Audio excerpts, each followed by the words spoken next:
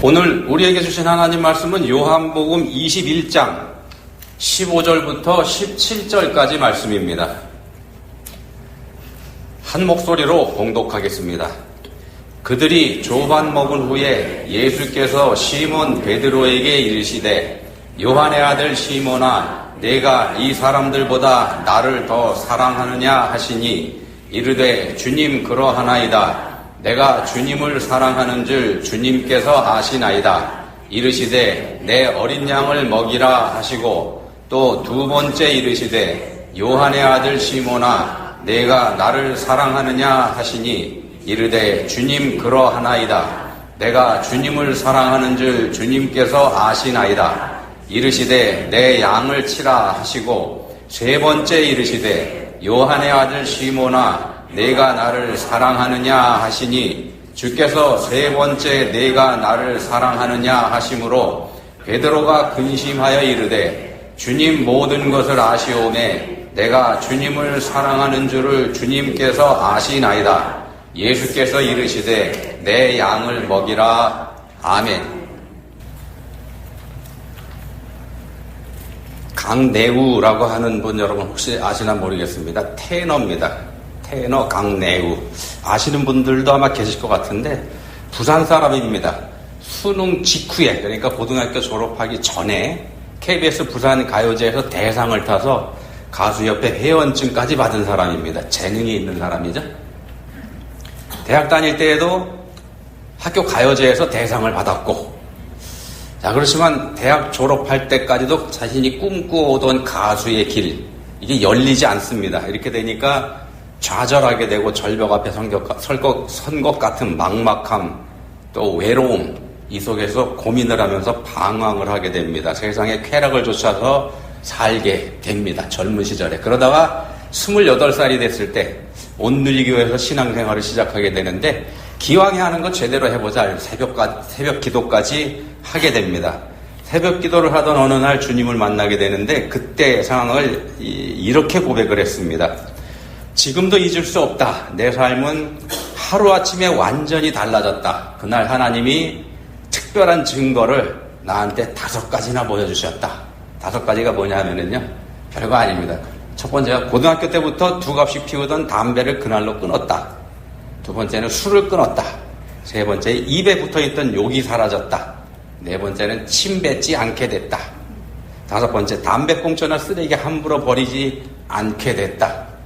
별거 아니죠. 근데 이거 위해서 기도한 적이 한 번도 없는데 이게 저절로 사라져 버렸다는 겁니다. 그런 체험을 이분이 하게 됩니다. 재능이 있다고 그랬죠. 성악 공부하러 이탈리아로 유학을 가게 됩니다. 공부하면서 그거 하는 분들 다 콩쿠르에 나가죠. 국제 콩쿠르에 나갔습니다. 나가서 열심히 도전을 했는데 떨어집니다. 1차 예선에서 탈락하고 맙니다. 몇 번이나. 20번 넘게 30번 가까이 1차 예선에서 똑똑 떨어집니다. 노래에 관한 천재들만 모인 곳이니까 그럴 수밖에 없겠죠. 어려운 시간을 보내게 됩니다. 이분이 이탈리아에 있으면서 로마 한인교회에 출석을 했는데 이 교회 특징은요. 대부분의 성도가 다 성악가라는 겁니다. 그러겠죠. 네, 그러다 보니까 이분들한테 자기네들끼리 묵시적인 불문율이 있다 그럽니다. 서로 말하는 건 아니지만 불문율인데 뭐냐 하면은요. 3가지가 있는데 첫 번째는 새벽기도 금지, 통성기도 금지, 한국어 찬양 금지. 이 3가지가 암묵적으로 이분들한테 그런 게 있다는 겁니다. 왜 그렇겠습니까? 그분들 목소리가 재산이잖아요. 새벽부터 통성기도 했다가는 목소리가 어떻게 될지 모르죠. 거기다가 이태리에서 오리지널 공부를 하는 사람들이니까 가능하면 한국어 찬양하지 말아야 되겠죠. 그래서 암묵적으로 생긴 건데, 자, 성악하는 분들한테 이게 목소리가 생명이기 때문에 생긴 그런 불문율입니다. 근데도 이분이 거기서 다시 새벽 기도를 시작하게 됩니다. 어려우니까 새벽 기도를 시작하면서 이 3가지 금기에 정면으로 도전을 합니다. 새벽에 통성 기도를 합니다. 목소리가 어떻게 됐을까요? 날이 가면서 점점 목이 아파왔고 그러다 보니까 점점 불안한 마음이 들게 됩니다. 그럼에도 밀어붙였습니다. 밀어붙였는데 어떤 상황이 생기냐. 어떤 날 통성기도를 새벽에 하고 있는데 목구멍에 이상한 느낌이 생기더랍니다. 근데 그날부터 갑자기요, 노래 부르는 사람이니까 발성이 바뀌어버리더랍니다. 발성이 바뀌었는데 어떻게 바뀌었냐면은 여태까지 연습해도 되지 않았던 이탈리아식 벨칸토 창법, 그런 게 있는 모양입니다. 그게 저절로 되더라는 겁니다. 이게 기적을 체험한 거죠. 저절로 되니까 이 자신감이 생겼습니다. 자신감이 들어서 다시 자신만만하게 콩쿠르에 다시 도전을 합니다. 자신 있게 나갔습니다. 어떻게 됐을까요? 어떻게 됐을 것 같습니까? 기적을 체험한 건데 하나님이 어떻게 해주셨을까? 보기 좋게 1차 예선에서 떨어집니다. 이렇게 되니까 더 낙심을 하게 됩니다. 다른 때보다 더 충격이 크죠. 좌절의 날이 이어지게 됩니다. 그래서 한 번은 마음을 독하게 먹고요, 하나님 앞에 간절하게 기도를 했다 그럽니다. 뭐라고 기도했냐면요, 하나님, 기왕에 나한테 재능 주셨고 여기까지 공부하러 오게 해주셨는데 기왕에 이렇게 하셨으니까 콩쿠르에서 딱 한 번만, 더도 말고 딱 한 번만 1등하게 해주시라고. 그러면은 내가 평생 하나님만 찬양하고 살겠습니다. 이렇게 기도를 했습니다. 그랬더니 기도하는 중에 마음에 이런 음성을 들려주시더랍니다. 하나님께서 뭐라고 하시냐면, 왜? 그러면 콩쿠르에서 1등 하지 않으면 나 찬양하지 않을 거냐? 한 대 얻어맞은 것 같더랍니다. 그래서 그냥 공부하면서 계속해서 교회에서 열심히 찬양 봉사하고 그렇게 했다 그럽니다. 그렇게 하긴 했는데 이게 보람도 없고 긍지도 생기지 않고 그렇게 살았습니다. 자, 그러던 어느 주일에 교회에서 찬양 봉사했다고 말씀드렸죠? 찬양 가사에 사로잡히는 경험을 이분이 하게 됩니다. 그 가사가 뭐냐면은요, 너의 하나님 여호와가 너의 가운데 계시니 그는 구원을 베푸실 전능자시라. 그가 너로 인하여 기쁨을 이기지 못하시며 너를 잠잠히 사랑하시며 즐거이 부르며 기뻐하시라. 스바냐 3장 17절 말씀을 노래로 만든 거죠. 자, 아무짝에도 쓸모없는 인간이라고 스스로 생각했던 자신에게 하나님께서 그날 말씀하시더랍니다. 그가 너로 말미암아 기쁨을 이기지 못하시며 너를 잠잠히 사랑하시며 너로 말미암아 즐거이 부르며 기뻐하시리라. 자, 오늘 본문에서 예수님께서 베드로에게 물으십니다. 네가 나를 사랑하느냐? 네가 나를 사랑하느냐? 같은 질문을 3차례나 반복하시죠. 3차례나 반복하시는데 이유가 있지 않습니까? 얼마 전에 베드로가 3차례나 예수님을 모른다고 부인했대랬죠. 처음에는 모른다고 했고요. 그냥 모른다고 했고, 두 번째는 맹세하고 또 부인하여 이르되 나는 그 사람을 알지 못하노라. 세 번째에는요, 저주하며 맹세하여 이르되 나는 그 사람을 알지 못하노라.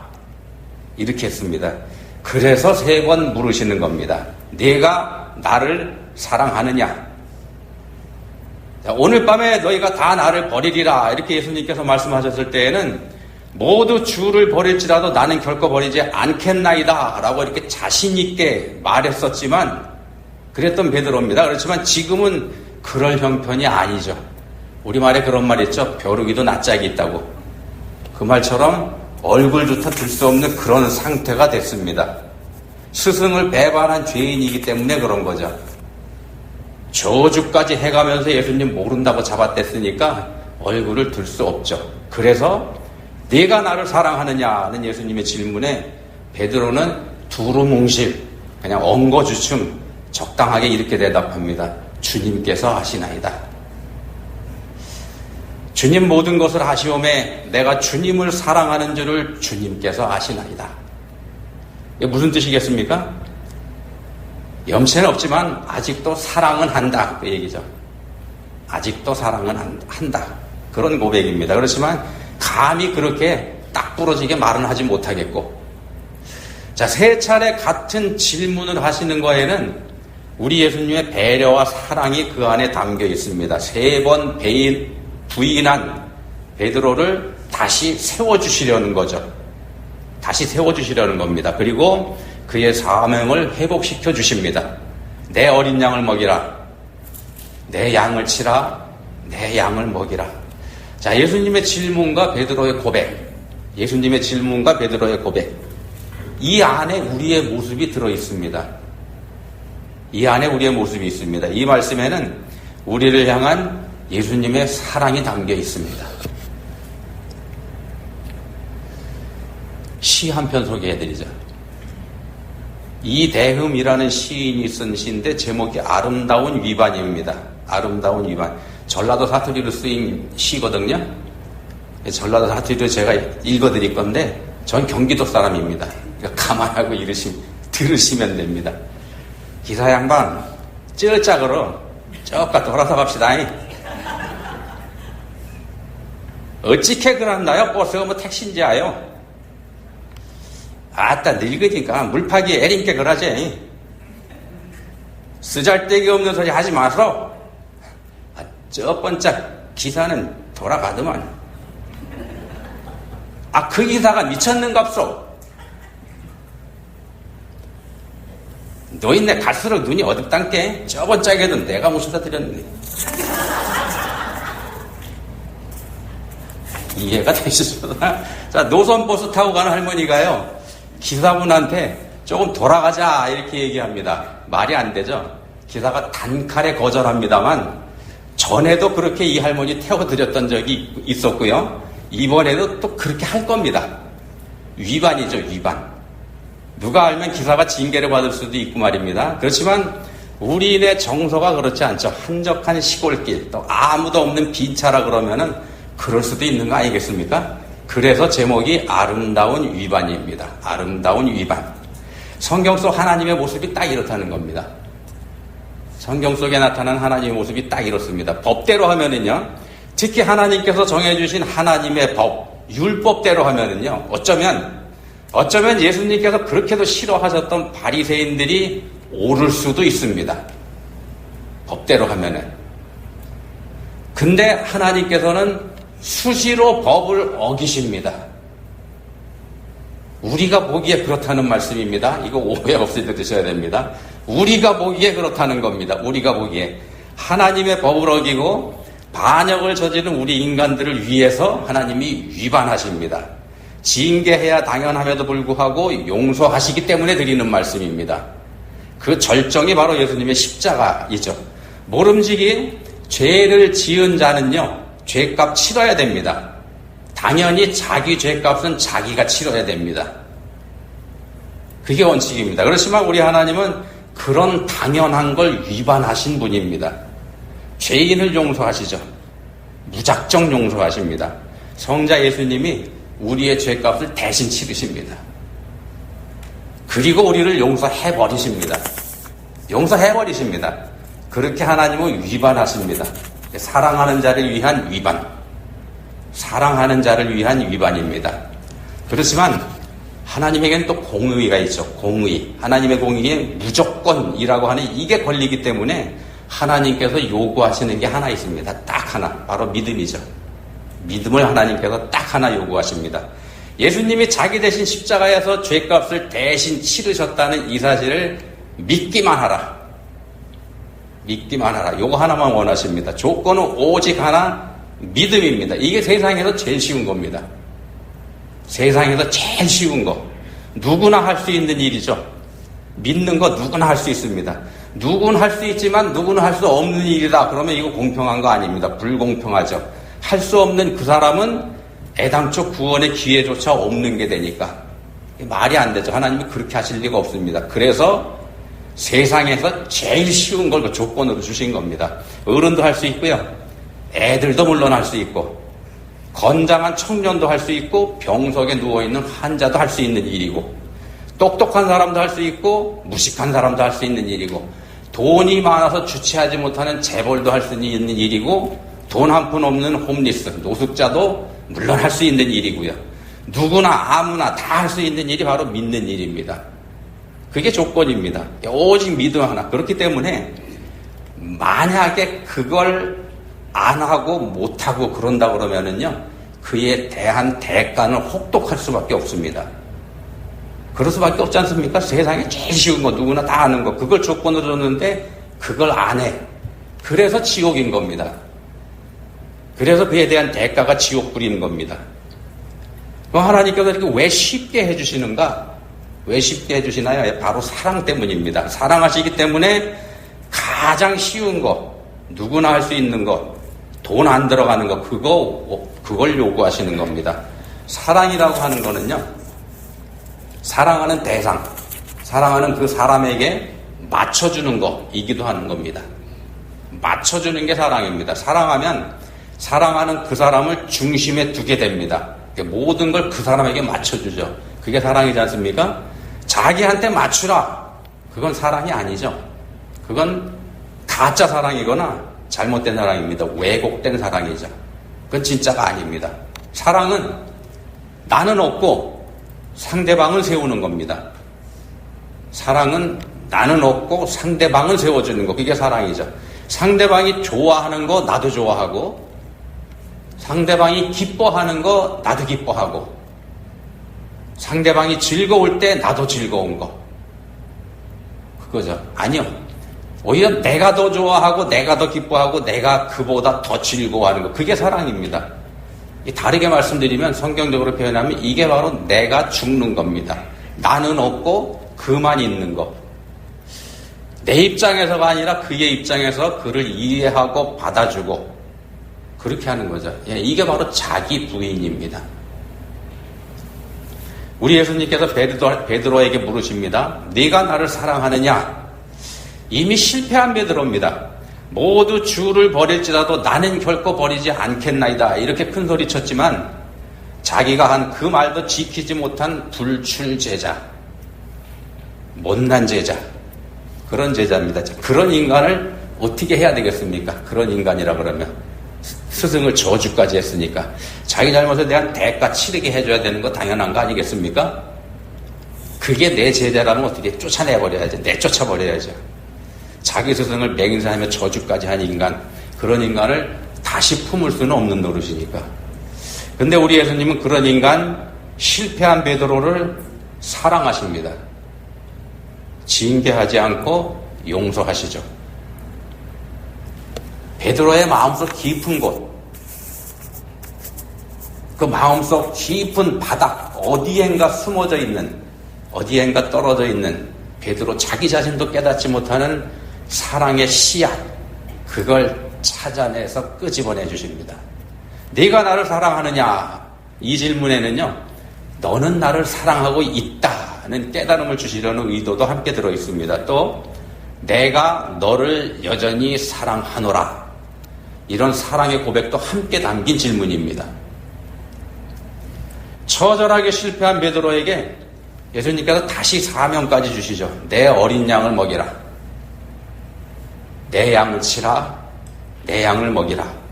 자, 실패한 인간을 어떻게 믿고 이런 막중한 사명을 예수님께서 주실 수 있을까? 어떻게 그런 인간을 믿고 사명을 맡길 수 있을까요? 근데 이것 또한 사랑 때문에 가능한 겁니다. 사랑 때문에. 베드로에게 사랑이 있다는 걸 주님이 알고 계시기 때문에. 아니요. 사실은요, 베드로에게 예수님께서 사랑을 주실 거기 때문에. 사랑을 주실 겁니다. 죄인 된 인간이 다른 사람을 온전히 사랑할 수는 없기 때문에 베드로 역시 남을 온전히 사랑하지 못합니다. 그렇지만 하나님이 사랑이시죠. 하나님이 사랑이십니다. 사랑은 하나님에게서 오는 겁니다. 사랑은 하나님에게서 옵니다. 사랑이신 하나님께서 그에게, 베드로에게 사랑을 주실 겁니다. 사랑할 수 있게 해주실 겁니다. 내 양을 먹이라는 말씀은 너를 통해서 내가 내 양을 먹일 거다, 이런 뜻도 거기에 들어가 있습니다. 내가 너를 사용할 거니까 너는 너 자신을 부인하라. 네가 없어야 되는 거다. 네가 어떤 인간인지 너 깨달았지? 넌 없어져야 돼. 그런 뜻이 거기에 있습니다. 내 양을 먹이라는 말씀의 속뜻은요, 내가 내 양을 먹이겠다 입니다. 베드로는 자신을 그런 예수님에게 맡겨드리면 되는 겁니다. 그럼 그 일에 쓰임받게 되는 거죠. 앞에서 강내우라고 하는 형제가요, 딱 한 번만 콩쿠르에서 1등하게 해주시면 평생 주님만 찬양하며 살겠습니다 라고 기도했다고 말씀드렸죠. 그게 우리가 가진 생각입니다. 우리도 그런 생각하고 우리도 그런 기도할 때가 있죠. 하나님이 이 정도는 해주셔야지, 이 정도는 해주실 거야. 자, 이탈리아까지 가서 성악을 공부할 정도면 예사 재능 가진 사람 아니지 않습니까? 그렇다 그러면은 다 뛰어난 사람이라고 할지라도 하나님이 한번 저지르실 수도 있죠. 하나님이 못하실 게 없죠. 자, 그런 인재가 딱 한 번만이라고 기도할 때 하나님이 슬쩍 응답해 주시면 얼마나 좋을까? 그게 우리 생각입니다. 근데 하나님이 그렇게 안 해주십니다. 그렇게 해주지 않으셨습니다. 왜냐하면요, 하나님은 성공한 사람에게서만 영광을 받으시는 분이 아니기 때문입니다. 하나님은 성공한 사람에게서만 영광 받으시는 분 아닙니다. 베드로처럼 실패한 사람도 하나님 사용하십니다. 그리고 그를 통해서 영광을 받으십니다. 이 베드로 어떻게 사용하십니까? 베드로만큼 충성된 제자도 또 없죠. 우리가 알고 있지 않습니까? 하나님의 지혜는요, 이렇게 우리의 생각하고 우리의 상상, 이걸 훨씬 뛰어넘는 겁니다. 우리 수준에서 하나님이 하시는 일, 하나님의 생각, 하나님의 마음, 이거 함부로 평가할 수 없다는 말씀을 좀 드리는 겁니다. 성경에 그런 예가 널려 있습니다. 하나 예를 들어드리면은 구약 성경에 보시면 룻기 있죠. 룻기. 유대 땅에 흉년이 들었을 때 나오미의 가족이 흉년을 피해서 이민을 갑니다. 흉년이 들어서 이민을 가는 건데 그때 이민 갈 때 나오미의 가정은 풍족했다. 이렇게 나오미가 자기 입으로 고백을 합니다. 풍족한 상태에서 이민을 간 겁니다. 흉년을 피해서. 이게 뭘 뜻하는가 하면은요, 풍족한 가정은 그런 흉년이 들면 가난한 사람을 구제해야 되는 게 유대 율법의 정신이었습니다.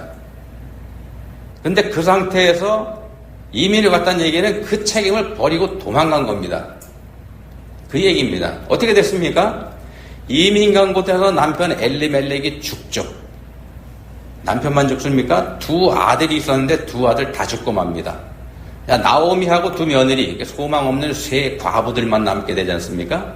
실패한 가정의 전형이고 저주받은 삶의 대표적인 사람이 바로 이 나오미라는 인물입니다. 근데 하나님 바로 그 가정을 사용하십니다.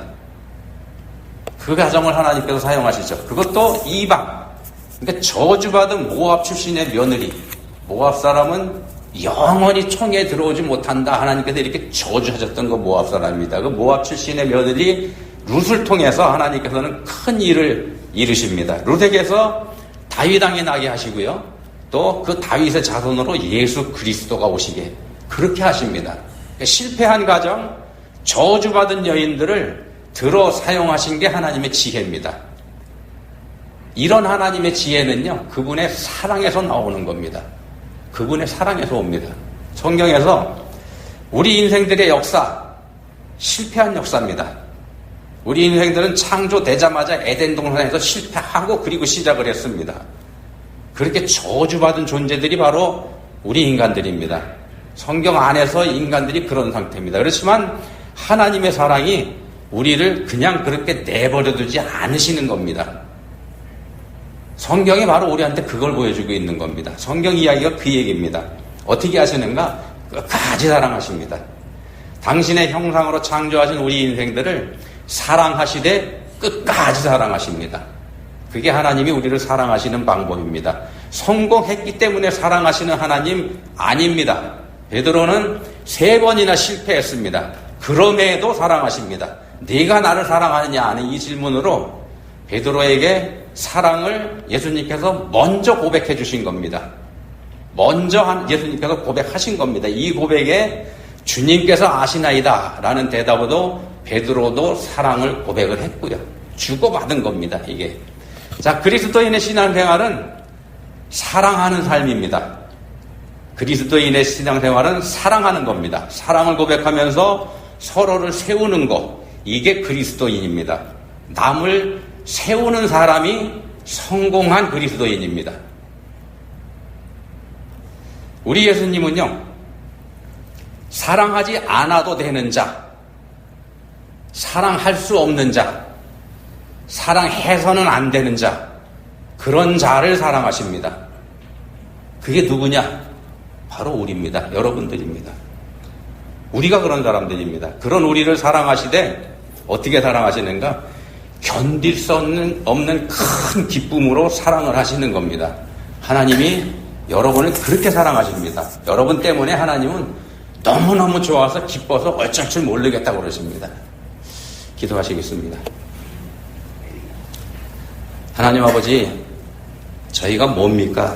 사랑할 만한 구속도, 봐주실 만한 거룩함도, 또 칭찬할 만한 진실함도 저희에게는 없습니다. 그런 저희들입니다. 근데도 어찌 그렇게 사랑해 주시는지요. 이제는 그 사랑을 거저받은 저희가 진실하고 합당한 삶을 살 수 있으면 좋겠습니다. 하나님께서 봐주실 만한 사랑스러움이 저희 삶에 실제로 나타날 수 있으면 좋겠습니다. 저희가 그렇게 살 수 있게 해주시기 원합니다. 저희에게 은혜 주시기 원합니다. 예수님 이름으로 기도합니다. 아멘.